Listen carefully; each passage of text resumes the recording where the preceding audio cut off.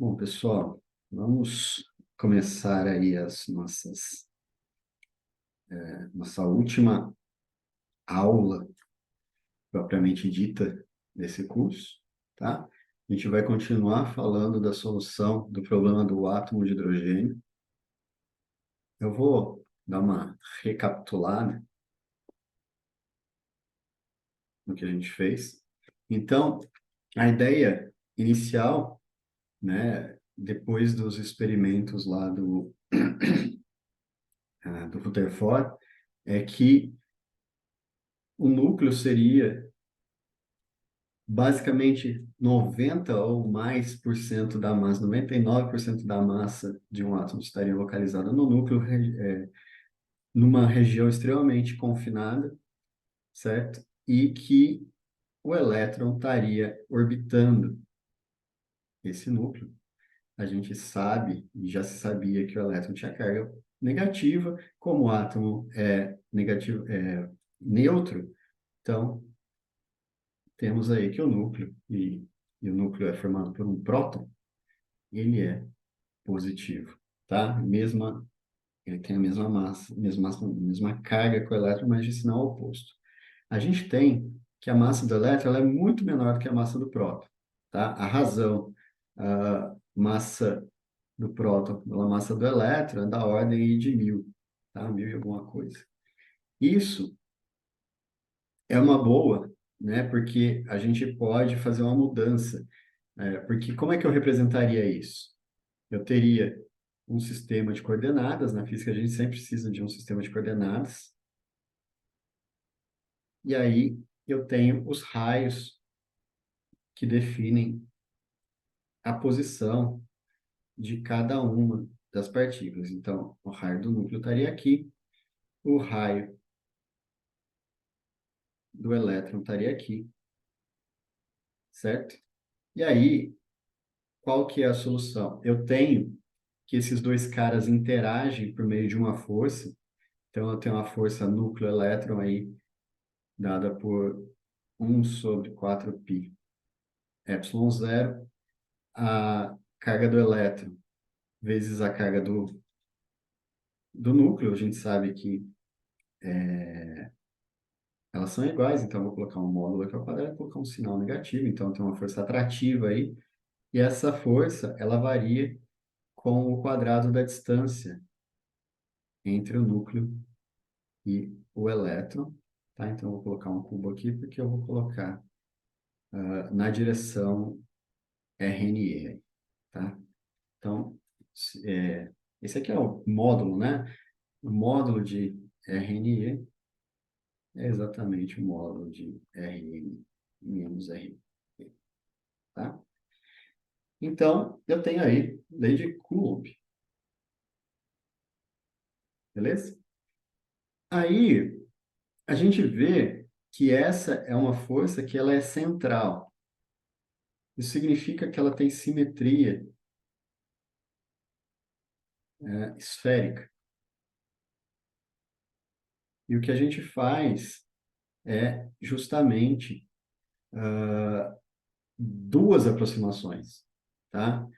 Eu tenho a primeira aproximação, deixa eu voltar aqui. A primeira aproximação é justamente a aproximação que está ligada com a massa. Então, as aproximações. Então, como a massa do próton ela é muito maior do que a massa do elétron, eu vou trabalhar em termos das coordenadas do centro de massa, tá? Quando eu faço isso, eu defino agora o raio, vou desenhar aqui novamente, só para deixar o mais claro possível. E se eu estiver sendo muito simplório, vocês, por favor, me avisem, tá? Então, agora, a gente vai definir um novo sistema em que eu tenho um centro de massa, eu defino o raio desse centro de massa, certo? E eu tenho uma outra partícula que está justamente orbitando esse centro de massa a uma dada posição R relativo, onde o R ele é relativo ao centro de massa. Quando eu faço isso, eu vejo que há um desacoplamento nos movimentos.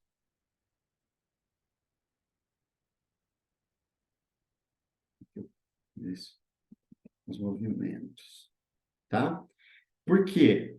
Se você escrever, eu falei, isso aqui não é exclusivo na mecânica quântica, tá? Esse é o mesmo tratamento que a gente tem lá para chegar nas leis de Kepler, por exemplo, no movimento de planetas, e, por coincidência ou não, a lei da gravitação universal segue uma expressão que também depende do inverso ao quadrado da distância, também é uma força central, então, ou seja, a gente acaba aproveitando as mesmas aproximações, tá?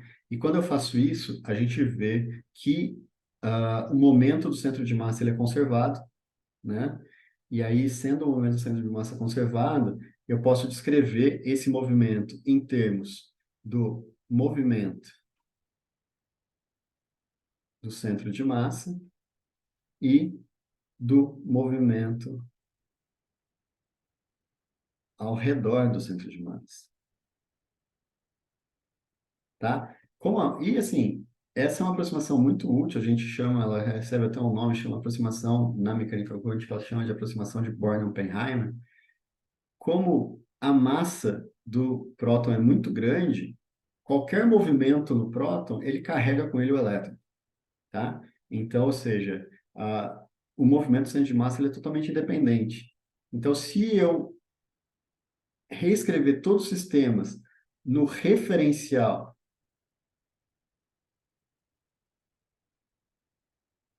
do centro de massa, eu posso ter um problema de uma partícula, certo? Que roda, que gira, que orbita esse centro de massa, tá? Então, essa é a ideia principal. Então, eu reduzo a dimensionalidade desse problema, que era um problema. Eu reduzo, inclusive, os graus de liberdade, né? Porque antes eu tinha duas partículas, cada partícula pode se mover em três dimensões, então eu tinha 6 graus de liberdade. Então, agora eu posso trabalhar simplesmente com 3 graus de liberdade, que é dessa partícula. Nesse caso, a gente vê que o movimento ao redor do centro de massa, ele é dado por uma partícula de massa reduzida,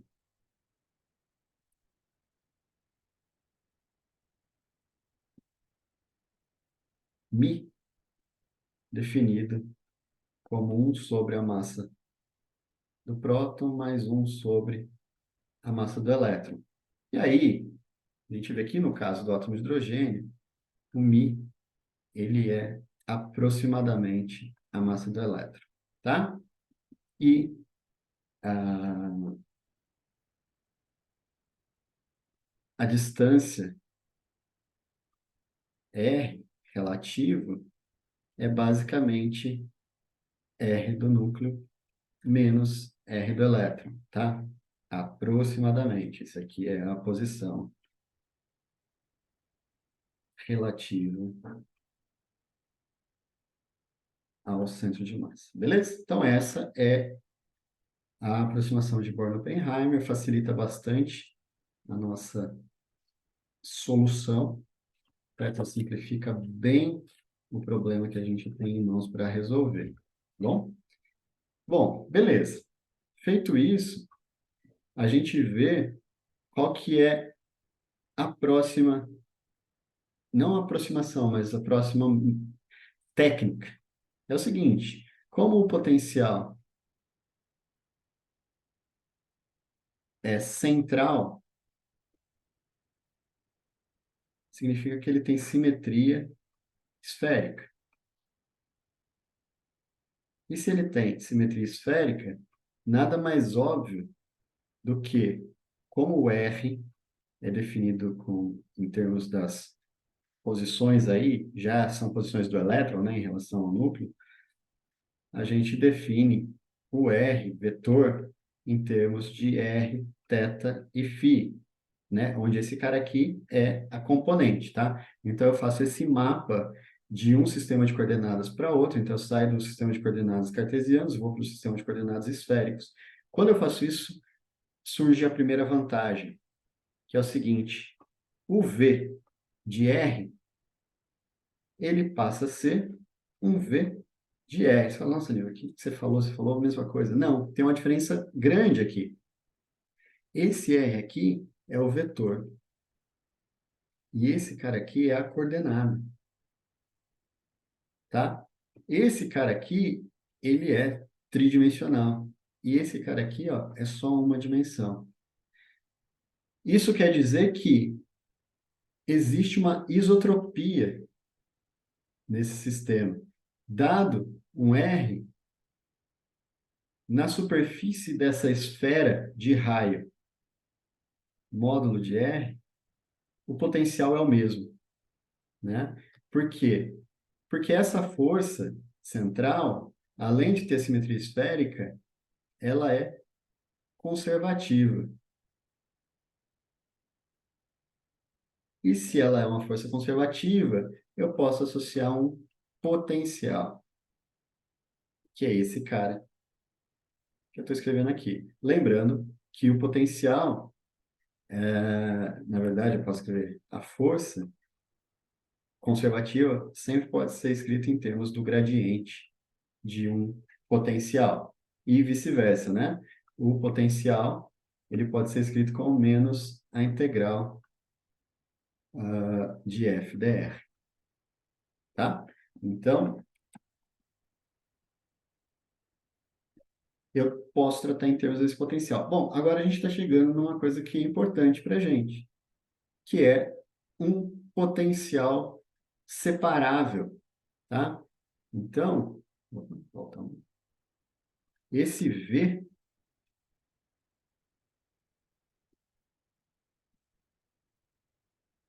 de R permite que o hamiltoniano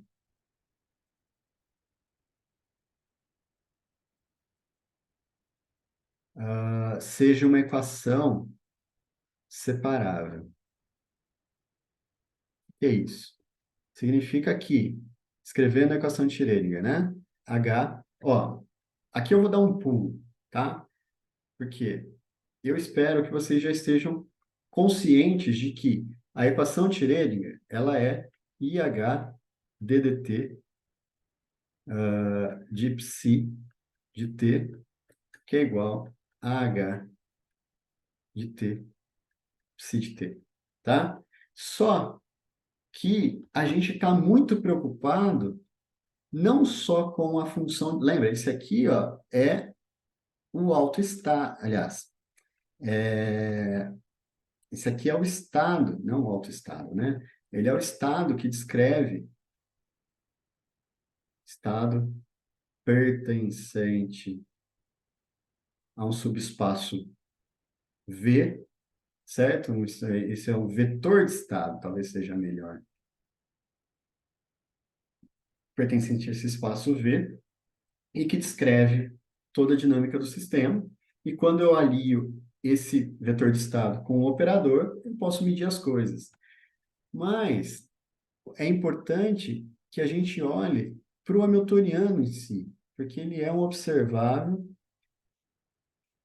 e que é responsável pela energia do sistema, tá? Então, a gente consegue, né, e eu já mostrei isso para vocês, principalmente quando eu tenho operadores, quando eu tenho isso, operadores que são conservativos, que nesse caso é o caso, né? Porque eu tenho um potencial que é conservativo, uma força que é conservativa, então que leva a um sistema conservativo, eu posso escrever, sempre posso escrever o psi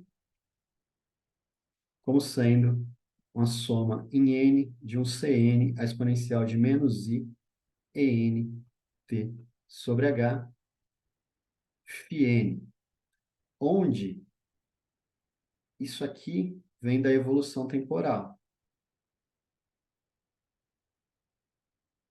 E esses caras aqui formam uma base de autoestados cujos autovalores são os ENs, né? Então, se eu fosse escrever essa equação, eu teria o seguinte: H φn igual a EN φn. E como o H ele é hermitiano, certo? Esse cara forma uma base completa. Ou uma representação.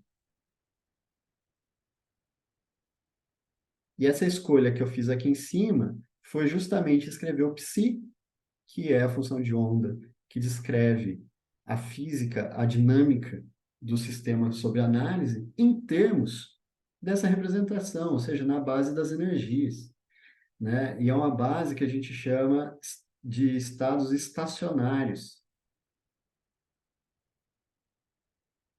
certo? Então, ele tem essa fase global, e essa fase global é interessante porque ela mostra que realmente no Hamiltoniano a evolução temporal, né, que é dada pela equação de Schrödinger, ela é uma operação que é unitária, né, que preserva a norma do sistema, tá? Então, o que que é importante nesse momento? Calcular isso aqui, ó, o espectro de autoenergias e autoestados desse cara, beleza? E aí, a gente viu que o Hamiltoniano, ele é separável nas coordenadas r, θ e φ. Então, eu posso escrever esse φn, ó, H, ele é um H de r, θ e φ, certo? Só que as coordenadas, elas não são misturadas, tá? As coordenadas angulares e radial não são misturadas. Então, isso implica que o φn possa ser escrito como, deixa eu só resgatar as letras aqui, como um R e um L, ML, tá? Então tá aqui. Essa aqui leva toda a parte angular,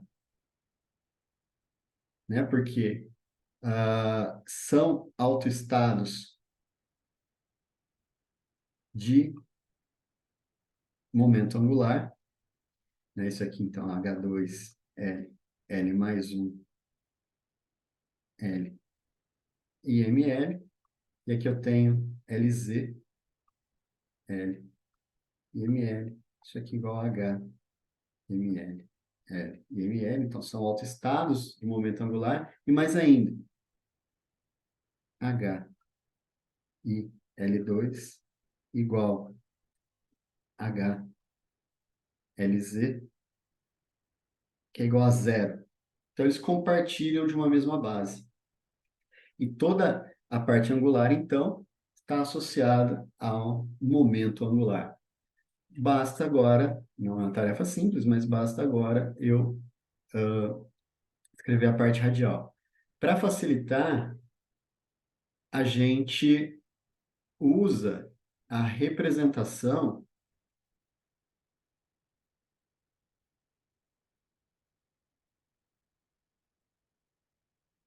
das posições. Ou seja, o vetor de estado ele vai ser descrito em termos da função de onda. E essa é uma função que depende de r, θ e φ. Tá? Ah, a correlação entre eles é simples, né? Simplesmente se R... Nossa, vai ficar confuso com esse R que está aqui. Deixa eu pensar. Base das posições. Como é que eu represento a posição aqui? Vou colocar assim, ó, R, θ, R vetor, né? R, θ e φ. Tá? Como se fosse uma base aqui. Φn igual φn, R, θ e φ. Certo? Então, tem a representação desse vetor de estado na base das posições, me leva a uma função de onda. Então, aqui, vetor de estado, e aqui, função de onda. Tá? Quando a gente faz isso, a gente viu que o φn de R, θ e φ vai ser separável. Uma função R que depende da coordenada R, e uma função que depende das coordenadas θ e φ, e esses aqui são os harmônicos esféricos. Beleza? Agora, o que que eu preciso fazer? Eu preciso saber, né? Porque a gente chegou nisso aqui não pelo caminho tradicional. A gente veio olhando para as implicações sobre esses operadores, né? A gente sabe que existe uma função, né? Existe uma equação diferencial que leva a esses que tem essas funções aqui como autofunções, certo? E como é que a gente mistura essas coisas? Eu simplesmente escrevo o hamiltoniano, lembrando que o hamiltoniano ele é menos H2 sobre 2m, o laplaciano, mais V de R, eu escrevo o laplaciano como sendo um laplaciano em coordenadas esféricas, r, θ e φ, e isso nos leva a uma equação, deixa eu ver onde está ela aqui. Isso nos leva a uma equação que é uma equação que depende em partes da parte angular e em partes da parte radial, né? Se vocês se lembrarem e me permitirem, eu vou escrever ela aqui, né? A gente chega numa equação de Schrödinger que ela pode ser escrita como sendo menos H2 sobre 2m, 1 sobre R, del 2R, del opa, del 2R, é isso mesmo? É. Del R2 mais 1 sobre 2m R2 L quadrado, operador L quadrado, mais um V de R, o nosso φ, vou colocar vetor aqui, tá? Que é igual a um E. Eu posso até colocar um índice aqui nesse cara, EN, φn, certo? Então, ou seja, eu tenho explicitamente aqui o momento angular, né? E a gente viu, então, que eu posso fazer a separação de variáveis aí, e isso me leva, depois da separação de variáveis, a duas equações, tá? Uma para o momento angular, que é essa aqui, ó, 1 sobre 2m R2 L2 φ de R, tá? Estou considerando deixar o φ de R aqui um minutinho, tá? Igual a L, L mais 1, H2 sobre 2mR2 φ de R, certo? E quando eu faço isso, realmente o que sobra é menos H2 sobre 2mR del2 del R2 R mais L, L mais 1 H2 sobre 2m R2 mais V de R, R de R, igual a um E R de R, tá? Note que antes eu tinha aqui o índice N, né, que contabiliza aqui, eu posso agora ter esse índice N se refere às várias, porque isso aqui é uma equação que tem infinitas soluções, e todas as soluções são viáveis, tá? Elas formam, então, uma base. E note que isso aqui, ó, não tem dependência angular.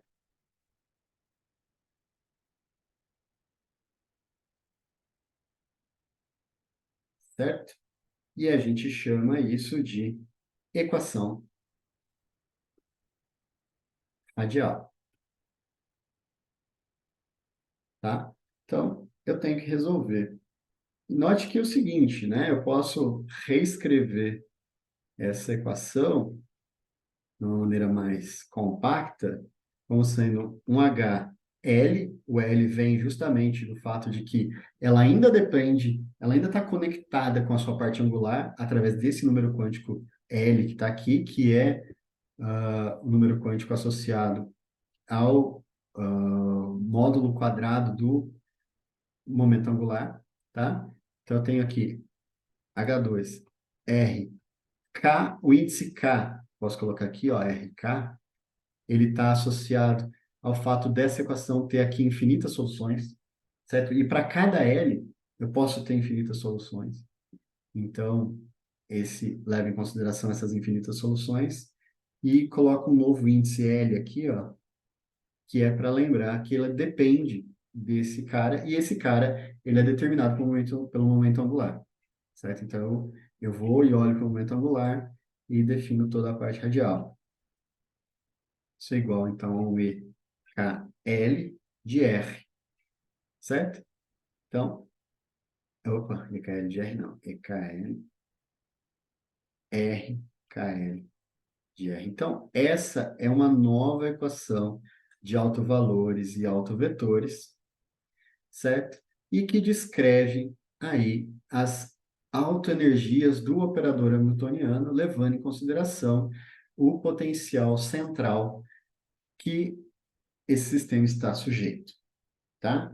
E aí, eu mostrei para vocês que a gente pode fazer uma série de aproximações, olhar para os limites assintóticos, né? Porque a gente sabe, coisas que a gente sabe, que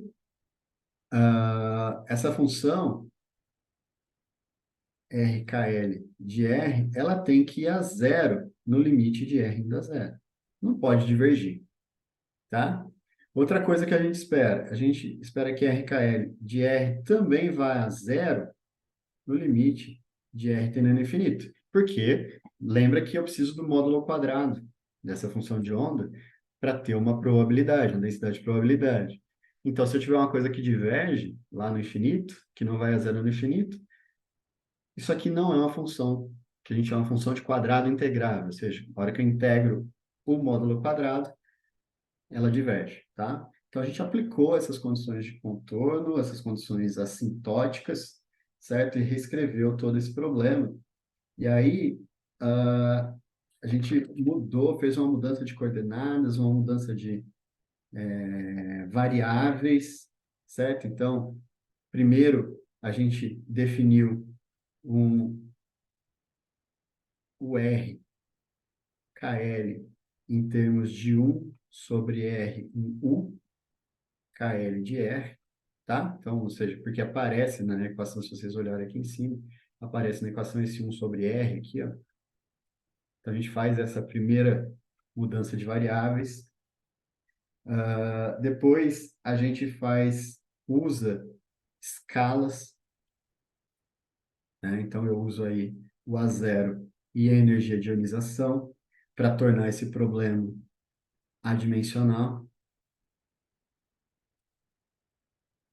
certo?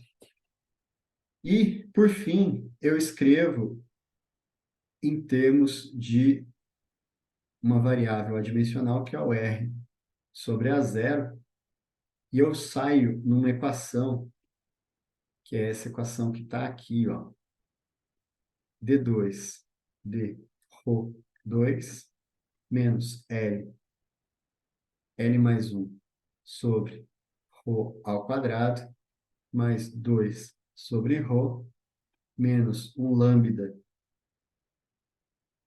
KL ao quadrado,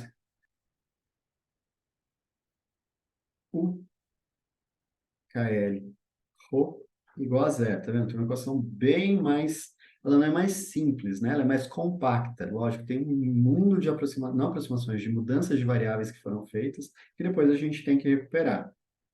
E aí a gente faz mais uma, né? Eu considero os limites aí considero os limites assintóticos que o KL de ρ, ele vai ser escrito em termos da exponencial de menos lambda KL ρ. Então, esse lambda KL ρ aqui, ele dá uma medida, que a gente chama assim, uma medida da, da ação desse potencial, porque ele depende dessa energia de ionização que a gente definiu, usou aqui em cima, tá bom? E uma nova função, o VKL ρ, e isso nos leva a uma nova versão da equação radial, que é d2 ρ2 menos 2 lambda KL ddρ mais 2 sobre ρ menos L mais 1 sobre ρ ao quadrado, V KL de ρ igual a zero, tá? E aí, essa é a equação que a gente precisa resolver. Então, tudo que a gente fez aqui foi só para chegar numa forma mais simpática para a equação radial. Note que uma vez que eu obtiver os V's, eu preciso obter os O's, e depois que eu obtiver os U's, eu preciso obter os R's. Com os R's, eu junto com os harmônicos esféricos, e aí eu tenho os autoestados do Hamiltoniano. Na hora que eu somar, multiplicar por aquela fase, eu tenho a função de onda, tá bom? Então, esse é o procedimento. E aí, a gente precisa resolver essa equação que está aqui. Bom, ela não é uma equação simples de ser resolvida, tá vendo? Ela é uma equação diferencial de segunda ordem não linear, tá? Porque, ó, depende de ρ quadrado aqui. Ela tem esse termo, ddρ, eu tenho 1 sobre ρ aqui que ferra com a nossa vida, esse 1 sobre ρ e 1 sobre ρ ao quadrado aqui vem justamente ah, da interação coulombiana, então ela traz uma certa dificuldade. Então, uma forma de resolver esse tipo de equação é o que a gente chama de método de Frobenius. E esse, não sei se é assim que escreve, tá? Deve ter uma trema em algum lugar, assim. Ou no U, sei lá onde que tem essa trema. Esse é um método de solução em série. Então, você sempre pode, considerando que esse V seja uma função suave, tá? Suave quer dizer contínua e integrável em todo o seu domínio. Note que a gente já tirou quaisquer problemas dela nos limites, né?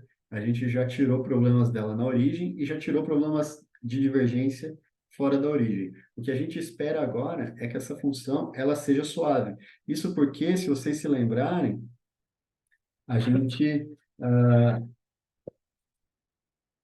se trata de um potencial muito simplório, não simples, tá? Que é um potencial que é um potencial desse tipo aqui, ó. A gente vai escrever em termos de um potencial efetivo, que ele tem uma cara desse tipo aqui, tá? O formato dele aqui depende de quem é L, certo? Mas olha que ele é um potencial que vai assumir soluções. Primeiro, eu espero que ele funcione como um poço quântico para energias menor que zero, tá? É porque eu tenho estados que são ligados, beleza? E para E maior do que zero, eu tenho estados de espalhamento.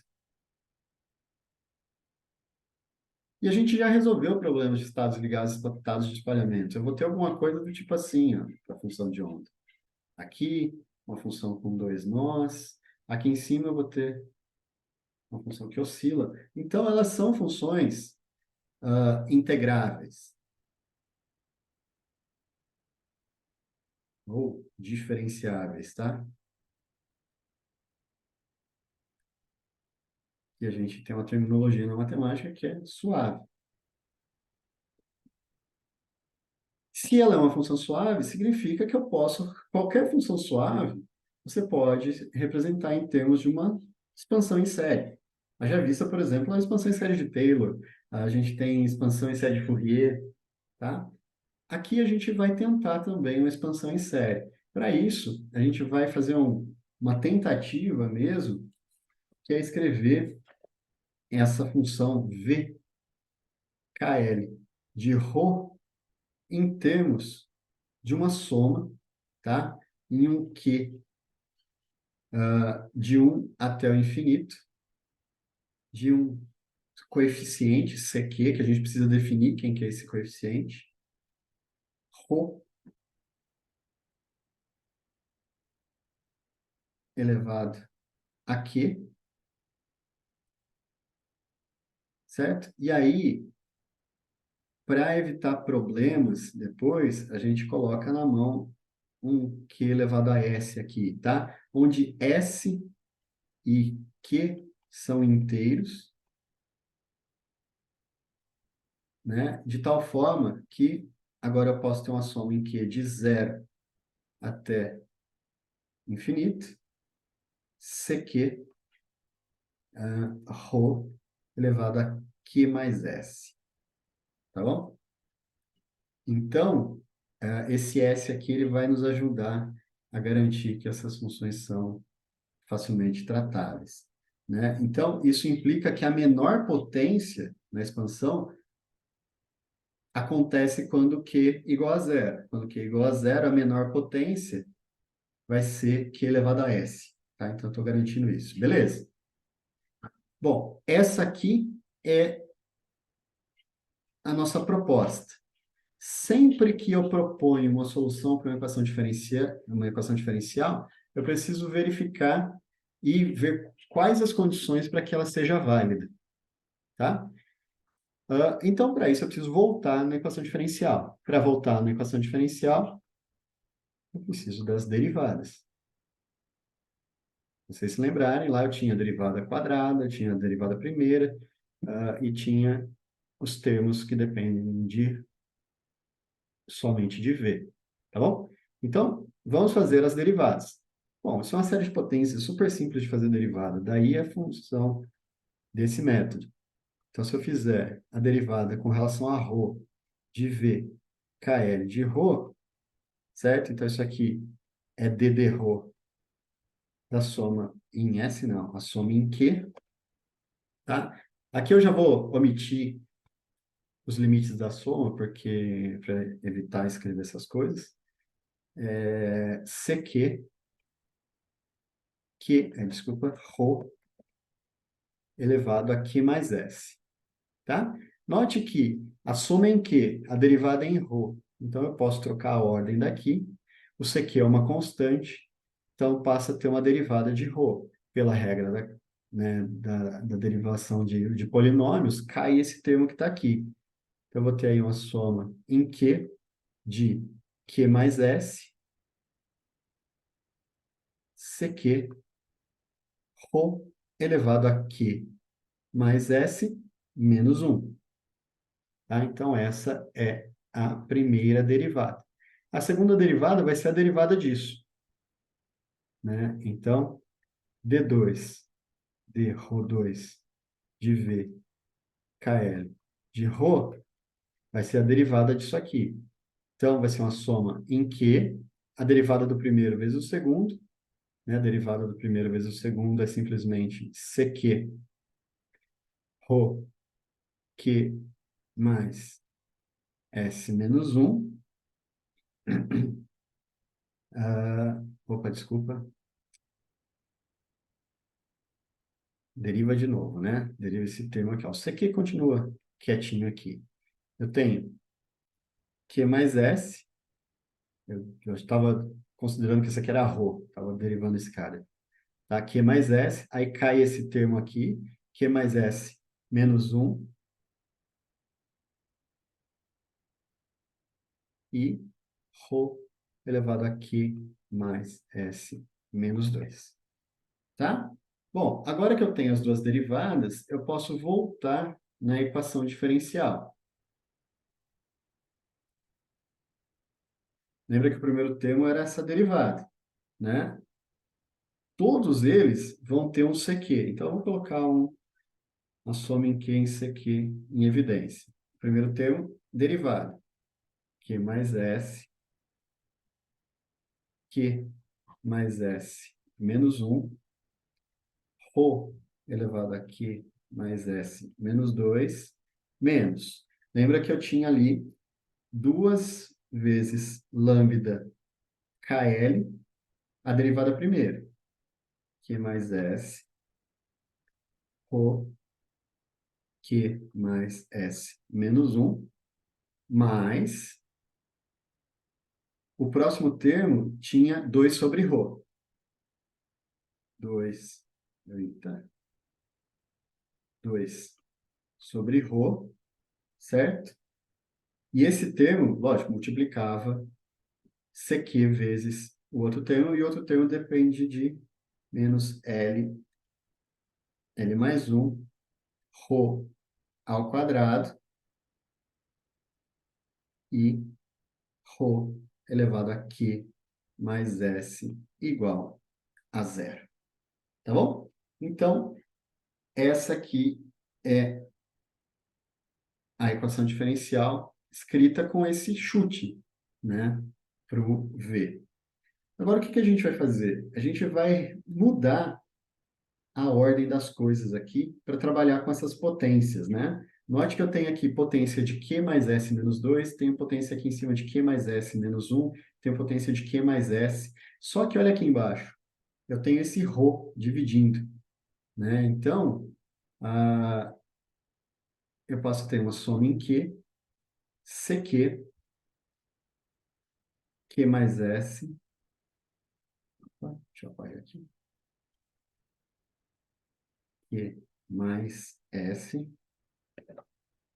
Q mais S menos 1, ρ Q mais S menos 2, menos 2 vezes, eita, lambda KL, Q mais S, ρ Q mais S menos 1, mais, ó, aqui eu tenho ρ Q mais S, então eu tenho 2 vezes ρ Q mais S menos 1. Q mais S menos 1. E aqui eu tenho menos L, L mais 1, ρ Q mais S menos 2, igual a zero. Isso é interessante, porque agora eu tenho duas potências. Uma potência em Q mais S menos 2 e uma potência em Q mais S menos 1. Né? Eu preciso juntar esses termos. Então, juntando esses termos, eu tenho uma soma em Q, CQ, que multiplica Q mais S, Q mais S menos 1. Aí tinha lá menos, eu vou colocar mudar aqui esse cara, uma chave aqui, um colchete, menos L, L mais 1. Esses eram os termos que dependiam de Q, desculpa, de ρ Q mais S menos 2. E aí eu tenho menos, vou colocar um menos em evidência, menos 2, que multiplica 1 menos lambda KL Q mais S, ρ Q mais S menos 1 igual a zero. Tá? Beleza? Então, ótimo. Essa é a equação. Note que eu tenho dois índices para esse ρ, que a gente precisa trabalhar com eles. Mas, antes disso, a gente sabe o seguinte. A gente sabe que VKL de zero igual a zero. Certo?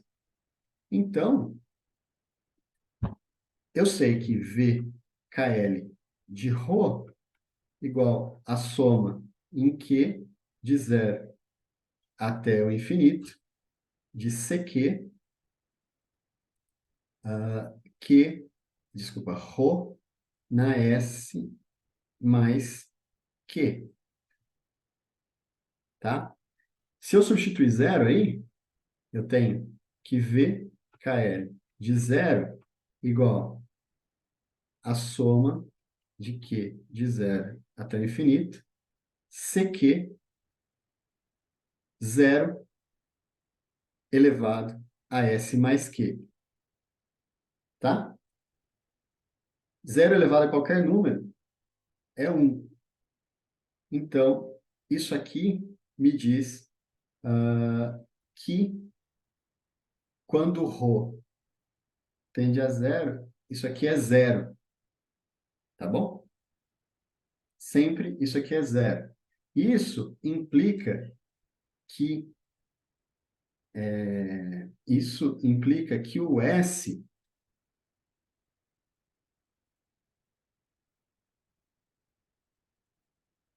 ele tem que ser maior que zero. Caso contrário, se isso aqui fosse diferente, o que ia acontecer é que a gente teria um termo constante, certo?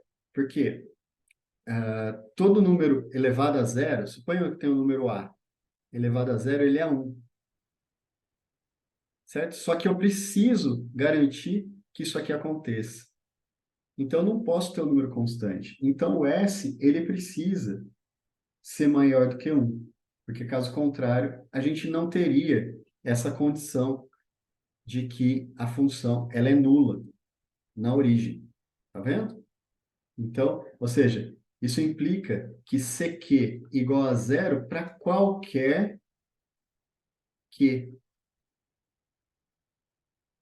E isso é um problema, porque, ou seja, se o CQ é igual a zero, você não tem série, você tem o que a gente chama de solução trivial, tá? Então, essa aqui é a solução trivial.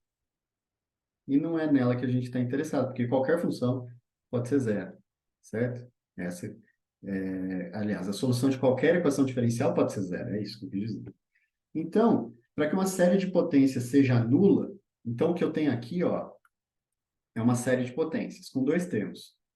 Para que elas, note que assim, o CQ, a gente acabou de ver que o CQ, ele necessariamente, ele tem que ser diferente de zero, tá? Isso quer dizer que todos os termos dessa série precisam ser nulos, né? Então, como esse termo aqui, eu tenho uma potência diferente dessa, todos esses termos precisam se anular, né? Então, para que essa série de potência seja igual a zero, essa é a condição. Isso quer dizer que eu posso definir um AQ como sendo aquele primeiro termo, Q mais S, Q mais S menos um mais L mais um e um BQ, como sendo 2 1 menos lambda KL, Q mais S. Isso aqui implica que a série, o VKL de ρ, vai ser dada por uma soma de Q CQ AQ ρ Q mais S menos 2 menos BQ ρ Q mais S menos um, e isso tudo precisa ser zero, tá? Eu preciso garantir isso aqui. Ser zero aqui, pessoal, vem lá da equação de Schrödinger, tá? Na hora que a gente traz o termo de energia para o lado esquerdo da equação. Então, eu preciso olhar algumas potências, tá? Então, vamos colocar aqui, ó, ρ S menos 2. Isso acontece quando Q é igual a zero, tá? Note que aqui em cima eu tenho QS menos um, QS menos 2. Quando Q é igual a zero, eu tenho, vamos descer um pouquinho aqui para a gente ver, certo? Eu tenho que essa série aqui, ela vai ser o quê?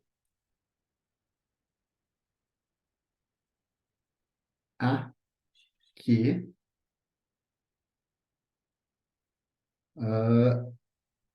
se reduz ao Q igual a zero, certo? Então, esse aqui se reduz a C0 a zero, com esse primeiro termo que está aqui, beleza?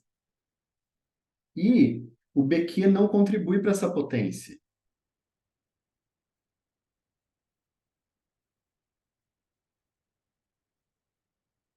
Porque ele está multiplicando Q mais S menos 1, tá? Então, sobra somente essa que está aqui. E o que a gente precisa garantir? Isso aqui seja zero, beleza? Eu preciso que isso aqui seja zero. Por quê? Porque todos os termos dessa série precisam ser nulos. Quando eu olhar para ρ S menos 1, quando Q igual a 1, eu tenho AQ que equivale a C1 a 1.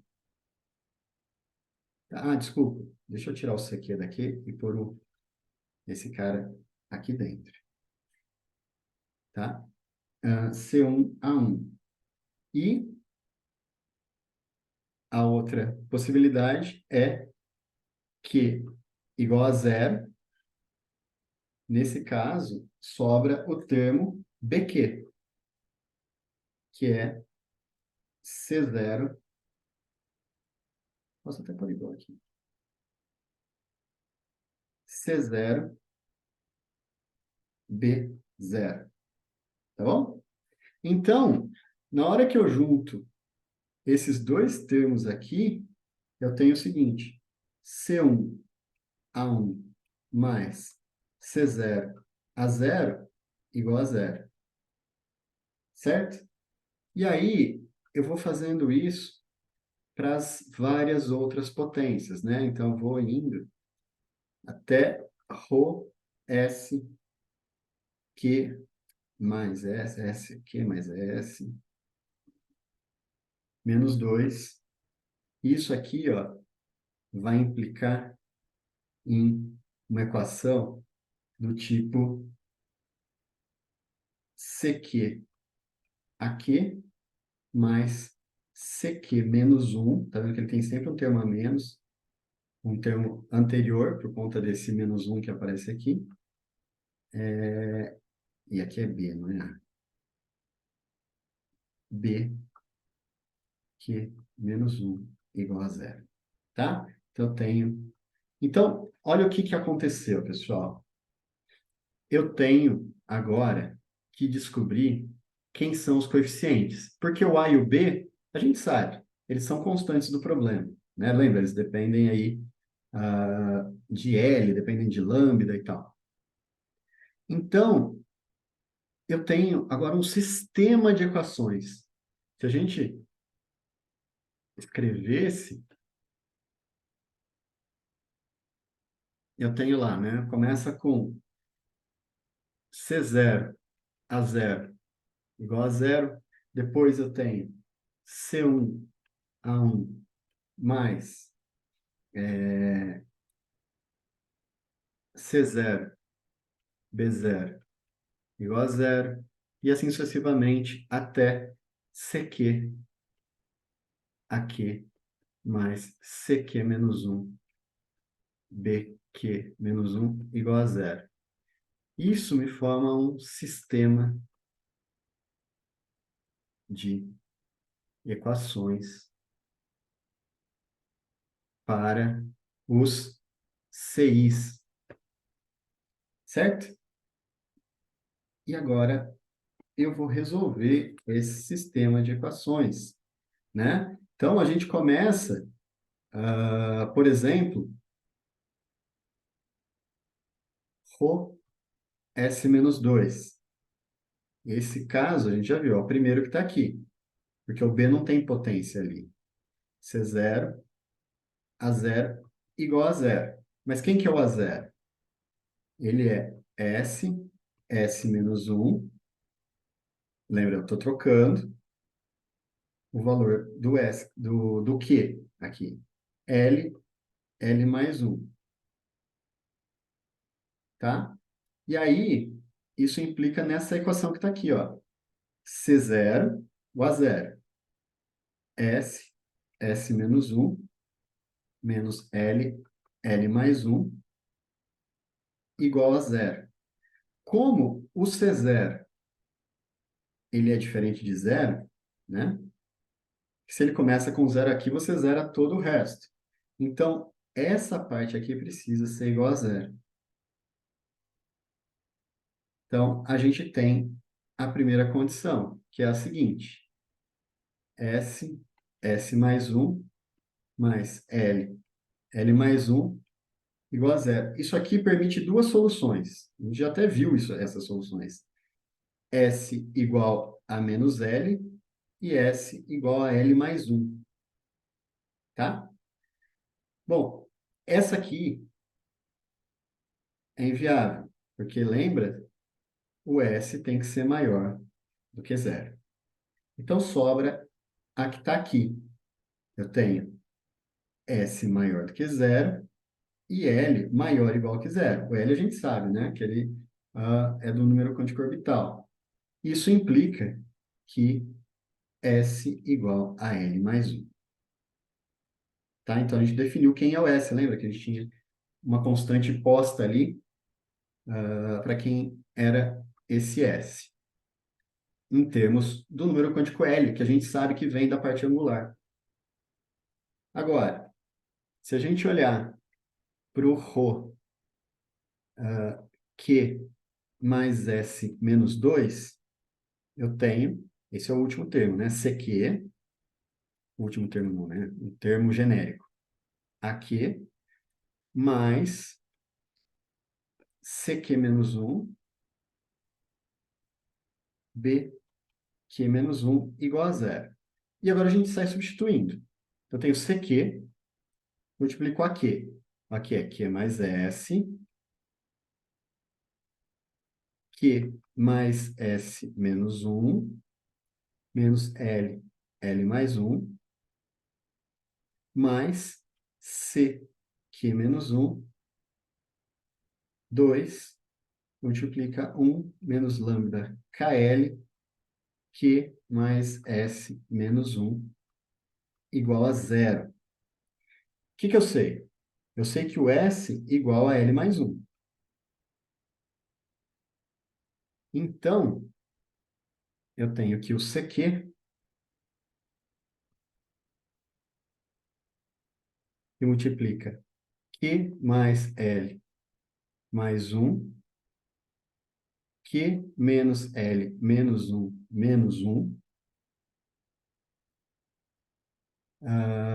menos L, L mais um mais C, Q menos um 2 1 menos lambda KL. Deixa eu pôr esse termo aqui embaixo. Mais C, Q menos um 2 1 menos lambda KL, Q mais L mais, opa, L mais um menos um igual a zero, tá? Só fazendo essa álgebra que está aí, a gente consegue escrever agora o CQ em termos de CQ menos um. Então, o CQ ele vai ser 2, vem desse 2 que está aqui, CQ menos um, que multiplica um menos lambda KL, Q mais L, dividido por Q mais 2L mais um. Olha que interessante. Se eu sei C1, eu calculo C2, que eu calculo C3, certo? Então, isso aqui vale para qualquer Q. Basta que eu saiba o primeiro deles, que é o C0. E o C0, ele vem das condições de contorno. Então, isso é o que a gente chama de uma relação de recorrência, né? O que que eu sei? Eu sei que eu posso escrever o VKL como sendo a soma em Q de zero até o infinito, CQ, Rho elevado a Q mais S, né? Só que o S, L mais um. Rho elevado a L. Desculpa, Rho elevado a Q. Tá vendo? E os CQs são dados por esse cara. Então, o CQ ele vai ser sempre proporcional ao C0. Você vem fazendo essa recorrência, termo a termo. E a gente determina o C0 pela normalização.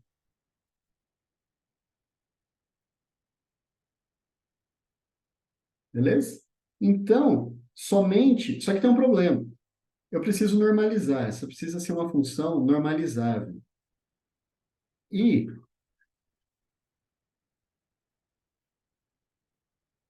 somente séries finitas são normalizáveis.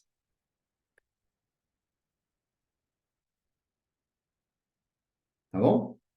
Isso quer dizer que a gente precisa truncar a série, tá? Suponha o seguinte, ó, eu tenho VKL de Rho, uma soma em Q de CQ Rho elevado a Q mais S.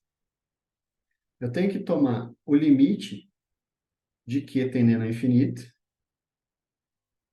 de CQ sobre CQ menos um, tá? E esse cara aqui precisa ser finito.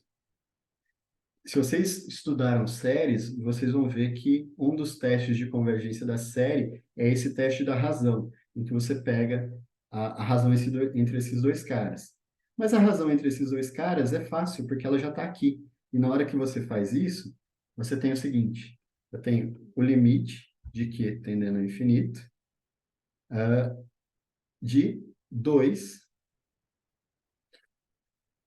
que multiplica um menos lambda L, Q mais L, dividido por Q mais 2L mais um, certo? Eu tenho esse limite que está aqui.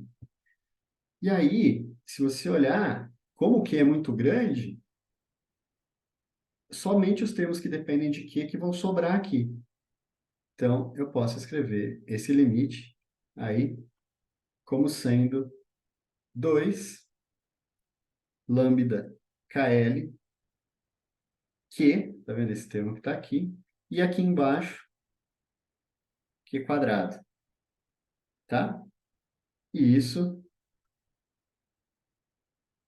é igual a 2 lambda KL sobre Q, certo?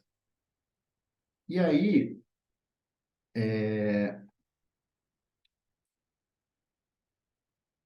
agora a gente já tem esse limite da série e eu preciso de alguma forma truncar essa série, tá bom? Então, eu posso começar a olhar para essa função aqui, ó. Seja exponencial de 2 lambda KL ρ. A exponencial ela pode ser escrita em termos de uma série de Taylor, tá? Ou centrada em zero, então uma série de Maclaurin, como sendo 2 lambda KL elevado a Q, dividido por Q fatorial, ρ elevado a Q, tá? Se eu considerar que esse termo aqui, ele é a razão dessa série, Eu tenho aí uma soma em Q de AQ, ρ elevado a Q. Então, eu posso escrever a exponencial aí em termos de uma série de funções, de uma série de potências, beleza? Onde o AQ, eita, volta, onde o AQ, nossa, parece que é Q, AQ, ele é igual a 2 lambda KL, Q dividido por Q fatorial, tá? Vamos avaliar, isso é uma série infinita, exatamente o que a gente fez antes. AQ sobre AQ menos 1, tá? Quero olhar o limite dessas séries, depois tomar quando o limite do Q vai ao infinito e ver se essa é uma série que converge. Note que a exponencial ela é uma série que converge. Então, a minha ideia aqui é mostrar que essa série aqui, ela é convergente se a gente levar em conta um termo desse tipo. Então, eu tenho aí aqui 2 lambda KL Q sobre Q fatorial, 2 lambda KL Q menos 1 sobre Q menos 8 menos 1 fatorial, tá? Posso reescrever isso aqui, ó, como sendo Q menos 1 dá Q, dá 1, né? Então, dá 2 lambda KL, esse primeiro termo aqui. E agora eu tenho Q fatorial dividido por Q menos 1 fatorial. Por definição, o Q fatorial nada mais é do que vezes Q menos 1 fatorial, dividido por Q menos 1. Oh, calma, eu fiz ao contrário. Eu fiz ao contrário. Isso aqui é o inverso disso.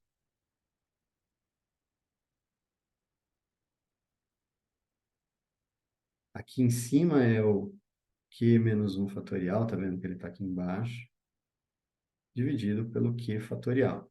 Aí sim, né? Então, eu tenho aqui, ó, Q menos 1 fatorial, Q menos 1 fatorial, esse termo cancela com esse.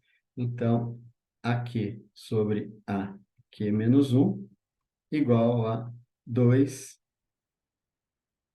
lambda KL sobre Q, tá bom? E esse aqui é válido para o limite de Q tendendo ao infinito, porque isso aqui vai a zero, ótimo, tá? De AQ sobre AQ menos 1. Isso aqui vai a zero, beleza, tá vendo? Então, a série exponencial, ela é convergente e a gente mostra que ela é convergente justamente tomando esse limite. Então, essas duas expansões, elas são similares, elas têm o mesmo limite. Então, VKL de ρ e exponencial de 2 lambda KL ρ são similares. Note que elas têm o mesmo limite.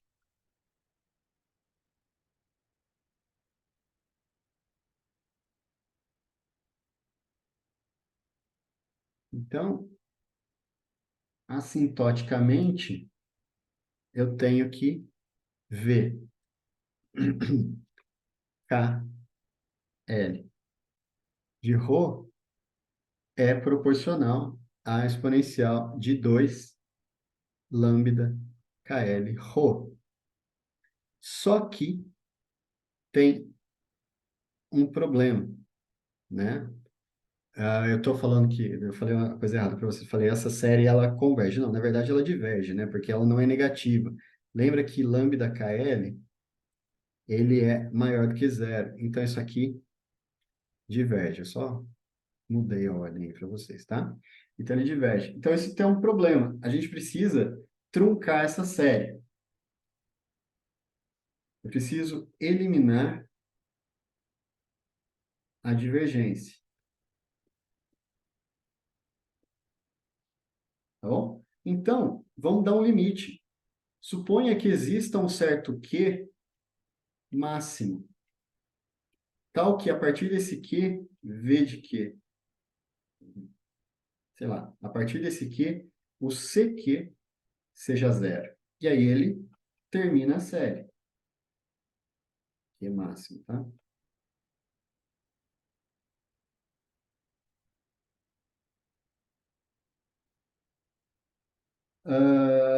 Então, vamos supor que eu tenha aí um Q igual a um K, tal que CK seja zero, né? A mesma condição.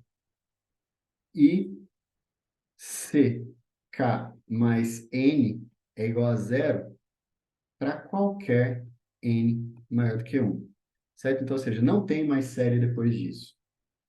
Agora, a gente pode voltar para a relação de recorrência. Eu tenho lá, né, CQ igual a 2 CQ menos um menos lambda KL, Q mais L, eita, dividido por Q, Q mais 2L mais um, tá? Essa é a relação de recorrência. E agora, eu quero o seguinte, eu quero CK igual a 2 CK menos um menos lambda KL, K mais L, K, K mais 2L mais um e mais ainda, isso aqui é igual a zero. Note que para isso ser igual a zero, ó, esse cara aqui é diferente de zero. Isso aqui precisa ser diferente de zero, porque senão isso aqui diverge. Então, esse termo aqui em cima precisa ser zero para a condição ser satisfeita. Isso implica que lambda KL, K mais L, menos um igual a zero. Então, eu posso escrever lambda KL como sendo, daí que vem o K, ó, tá vendo? E o L, o índice que aparece, né, que a gente colocou meio que com a força, mas ele aparece daqui, ó, um sobre K mais L, tá bom? Só que a gente sabe quem é lambda KL. Lambda KL igual a raiz de menos E KL sobre EI, que é a energia de ionização. E na hora que eu comparo essas duas expressões, a gente tem o seguinte: E KL, que é a energia que a gente está procurando, igual a EI negativo, tá? Então, lembra que a gente estava trabalhando com os estados ligados, K mais L ao quadrado. Lembra que o L, ele vale zero, um, ele é inteiro. Como o C0, ele é diferente de zero, isso implica que Q maior do que zero. E se Q é maior que zero, com certeza K é maior do que zero. Porque lembra, o K é esse índice de corte que a gente está usando para truncar a série. Então, isso aqui implica que K igual a um, 2, 3, 4, certo? Então, os autoestados de energia são quantizados. Então, EKL, ele é quantizado. E a energia desses caras depende desse número. Aí a gente costuma fazer o seguinte: considera que como L é maior do que zero, maior ou igual que zero, K é maior do que zero, ou maior ou igual que um, K mais L igual a um N, eu tenho que o N maior ou igual a um. Então,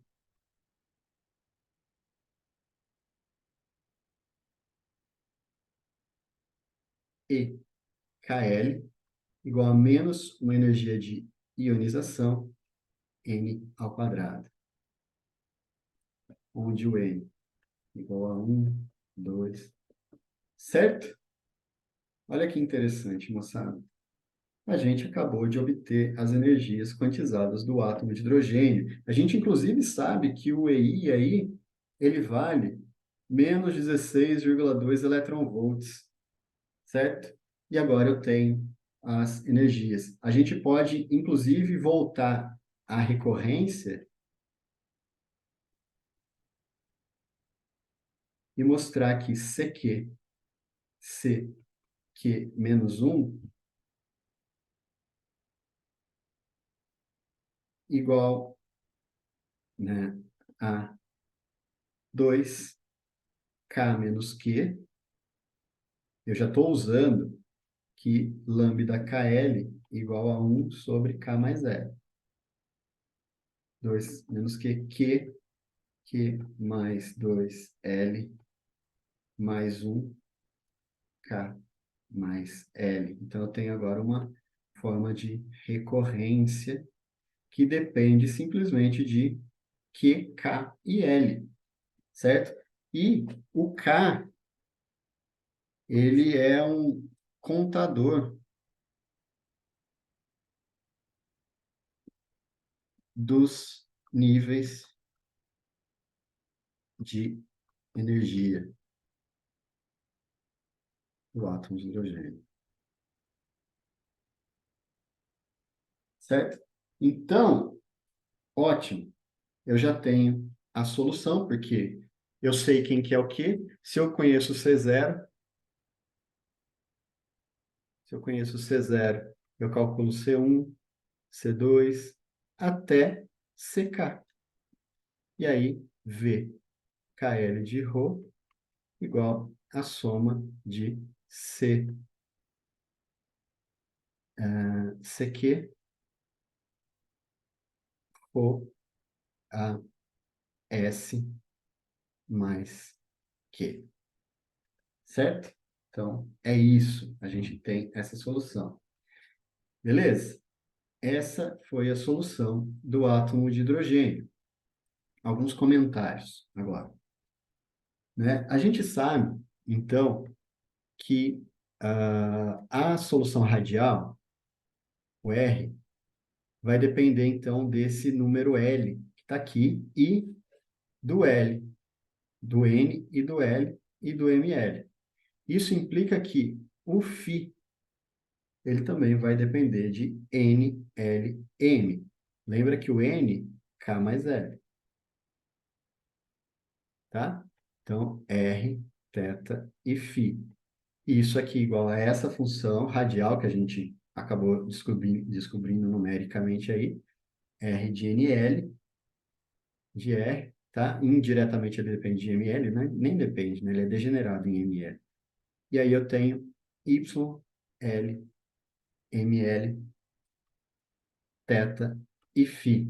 Essa é a solução. Depende dos três números quânticos, né?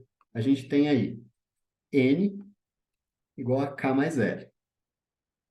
O K, ele vale um, 2, 3 e assim sucessivamente. O L, ele vale 0, 1, blá, blá, blá, blá, blá, blá. E para cada L, eu tenho um ml que é menor ou igual que L. Certo? Então, o N, ele é o chamado número quântico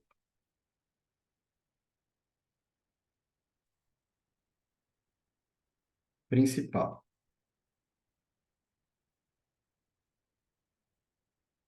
O segundo número quântico é o próprio L. 0, 1, blá, blá, blá, blá, blá, blá. Esse cara aqui, ele é um número quântico que está associado ao momento angular. Número quântico do momento angular. Né? Lembra lá de L quadrado. E, por fim, para cada L, I, 2I, 3I, eu tenho o módulo de M menor ou igual que L. Esse aqui, se vocês lembrarem, ele está associado só à componente Z. Então, a gente chama ele de número quântico azimutal, tá? Então, eu tenho 3 graus de liberdade, e esses 3 graus de liberdade estão associados a esses 3 números quânticos.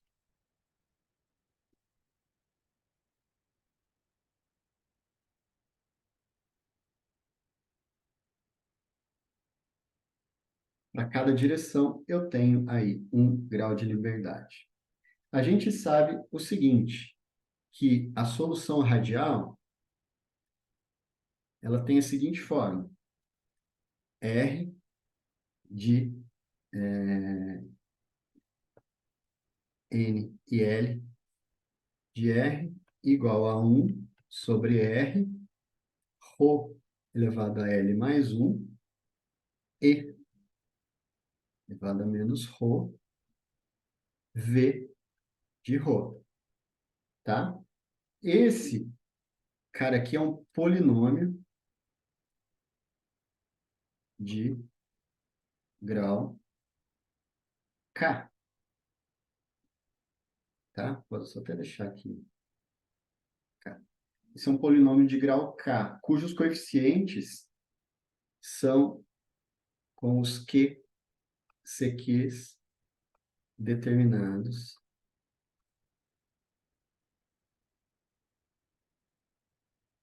pela relação de recorrência. O estado fundamental,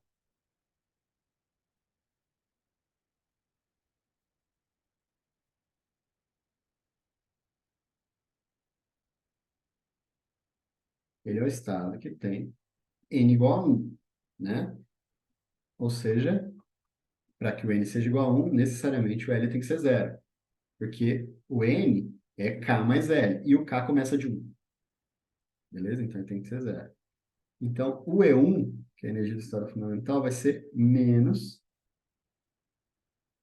m sobre 2h ao quadrado, que multiplica E ao quadrado sobre 4π epsilon zero ao quadrado, certo? Isso vem lá daquela energia de ionização.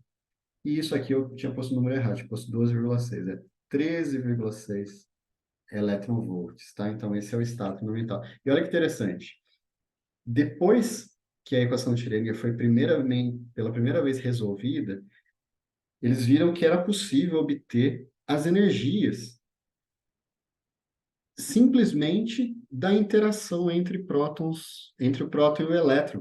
Eu não preciso fazer nenhuma maracutaia, eu não preciso fazer nenhuma. A única aproximação que tem nessa solução é que o centro de massa está no próton. Mas essa é uma aproximação muito boa, no final das contas, tá? Então, essa aqui foi uma das primeiras provas fundamentais para a mecânica quântica, né? Que era possível obter os estados de energia do átomo de hidrogênio. Na verdade, essa aqui é a energia de ligação do átomo. É quanto de energia é necessário que eu preciso dar para o átomo para eu remover esse elétron. O estado fundamental,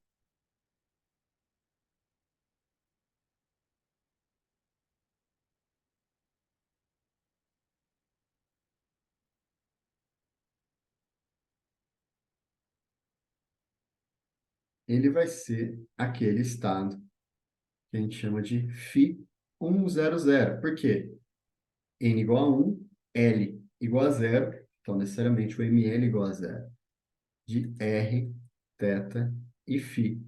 Isso aqui é R10 de R e o harmônico esférico 0, 0, θ e Φ, tá? Quando a gente desenha isso aqui, esse cara, ele é o orbital que tem simetria esférica. Então, na hora que eu calculo o módulo quadrático do psi 100 ao quadrado, tá? Ele essa função de onda, ela apresenta uma densidade de probabilidade que é igual para todos os pontos nessa esfera. E daí vem a ideia do orbital S, tá bom? Então, o orbital S, ele é um orbital com números quânticos N. Na verdade, né, a parte que define a esfera é a parte angular. Então, o orbital S, ele é dado por L igual a zero, beleza? E isso implica em ML igual a zero. E aí vem tudo aquilo que eu falei para vocês, né? Lá da distribuição. Então você começa. Bom, qual que é o estado fundamental? 1s2. O que isso aqui quer dizer? Isso quer dizer que eu estou no estado de energia 1, tá? Que é menos 13,6 elétron-volts sobre 1 ao quadrado. E eu tenho L igual a zero e ML igual a zero. Mas por que 2? Porque esse estado ele é degenerado em spin. Então eu posso ter spin up e spin down. Posso colocar esses dois caras dentro desse estado. Quem que é o próximo estado? É o 2.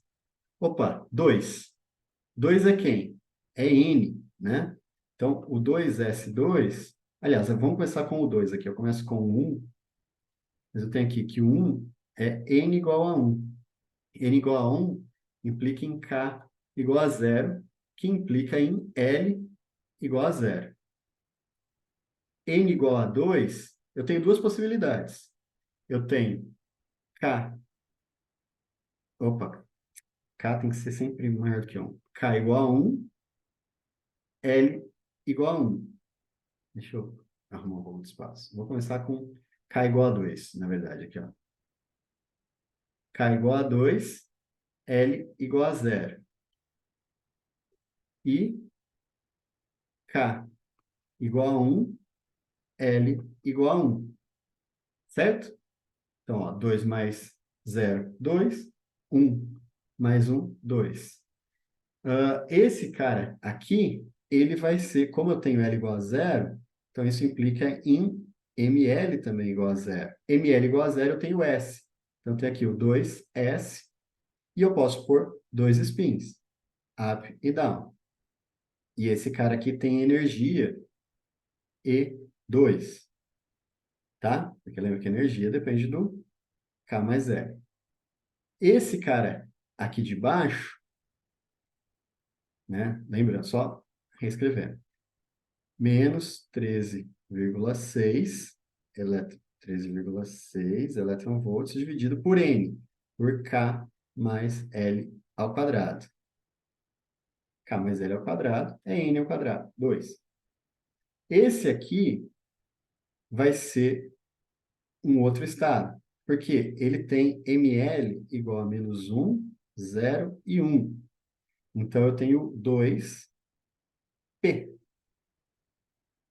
né? E o 2P, ele pode ter o P para menos 1, o P para 0 e o P para 1. E cada um cabe em 2 elétrons. Então, eu tenho esses dois elétrons por cada um desses estados, então 2P6. E note que a energia continua sendo a mesma. Menos 13,6 dividido por K mais L ao quadrado, né? E aí, com isso, a gente forma o 2s2, 2p6. A gente pode prosseguir na nossa análise agora com N igual a 3, tá? O N igual a 3, eu posso ter K igual a 3, então, isso aqui é L igual a zero, ML igual a zero, então eu tenho o estado do tipo S, então 3s2. Eu posso ter K igual a 2, L igual a 2, opa, L igual a 1. Então, ML igual a menos 1, 0 e 1. Esse aqui é um estado do tipo 3P. E eu posso ter K igual a 1, L igual a 2 e o ML pode ser igual a menos 2 menos 1, 0, 1 e 2. E esse é um estado do tipo 3 de 10, porque ó, acaba em 2, 4, 6, 8, 10. E aqui, então, a gente forma a camada 3s2, 3p6, 3d10. Tá? E assim, sucessivamente. Agora, vocês acabaram de ver a chamada tabela periódica dos elementos.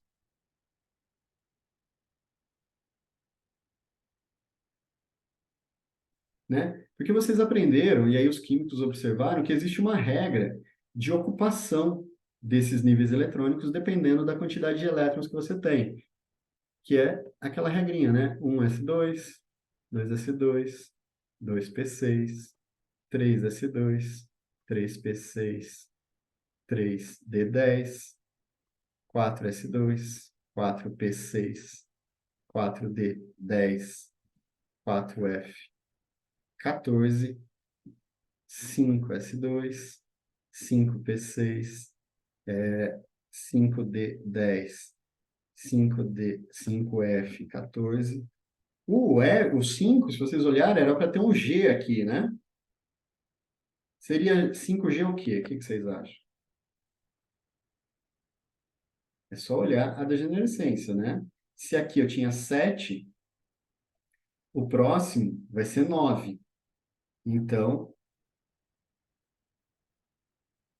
é 9 mesmo? Vezes 2, 18, é isso? Tá? Só que qual que é o problema? Na hora que eles analisaram como esses caras se ocupam, eles viram que eles seguem essa regra aqui, mais ou menos, tá?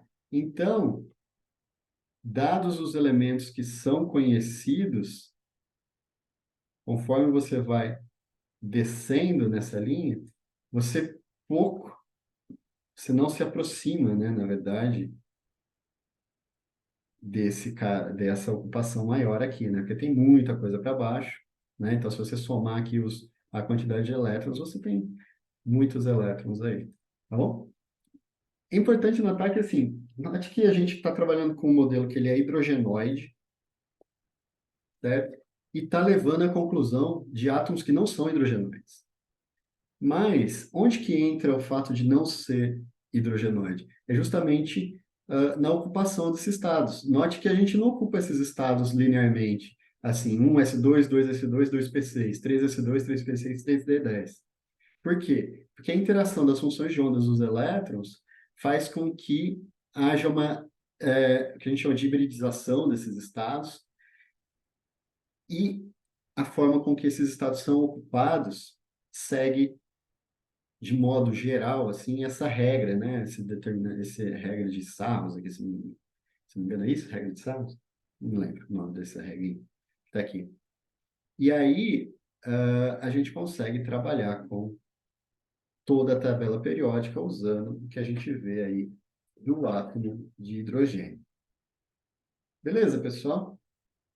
Então, só para finalizar, né, a gente vê que o seguinte, a gente tem essa solução em termos desses polinômios, mas é conhecido que o polinômio V de Rho, ele é conhecido, né? Depois os caras vão olhar lá no que os matemáticos fizeram, Lagrange, Laguerre, Hermite. Opa, aquela equação lá que a gente tinha, alguém já tinha resolvido aquela equação. E esse, aquela equação, que é a equação radial, se a gente dá uma fuçada nela, ela nada mais é do que a chamada equação associada, que não é exatamente a equação de Laguerre, mas é a de Laguerre. A equação associada de Laguerre, ela tem a solução em termos dos polinômios associados de Laguerre. Então, V de Rho, ele é igual a L NL menos 1, 2L mais 1, 2ρ. Esses aqui são os polinômios associados, associados de Laguerre. Qual que é a vantagem de escrever em termos dos polinômios associados de Laguerre? Porque eles têm uma forma de recorrência, que é o seguinte: L, Q menos P, P de x, ele pode ser escrito como menos 1 elevado a P, a pésima derivada de LQ, que é o polinômio associado, que é o polinômio de Laguerre. E o LQ de x aí, ele é dado pela exponencial de x, a qésima derivada de uma função que é relativamente simples de derivar, exponencial de x, x elevado a q. Então, agora, eu tenho uma forma analítica de obter todos os polinômios em termos de todas essas derivadas. Então, para finalizar, apertem os cintos, vocês vão ver que φ em LM, já normalizando, colocando as condições de normalização, pode ser escrita como 2 sobre NA elevado ao cubo, N menos L menos 1 fatorial, 2N que multiplica N mais L fatorial ao cubo. Essa aqui é a normalização que vem junto com os harmônicos esféricos e os polinômios de Laguerre.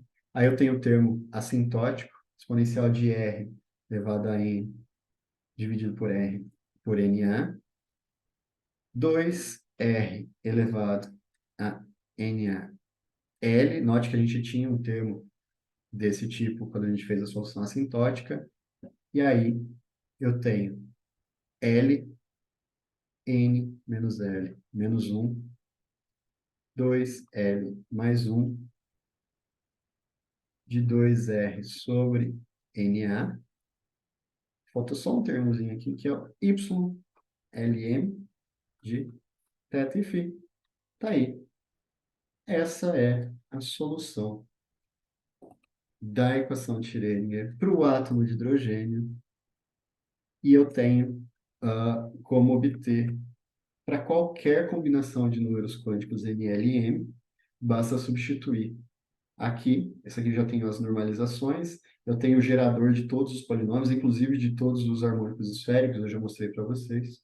E a gente tem, portanto, a solução da equação de Schrödinger. Espero que vocês estejam vivos ainda.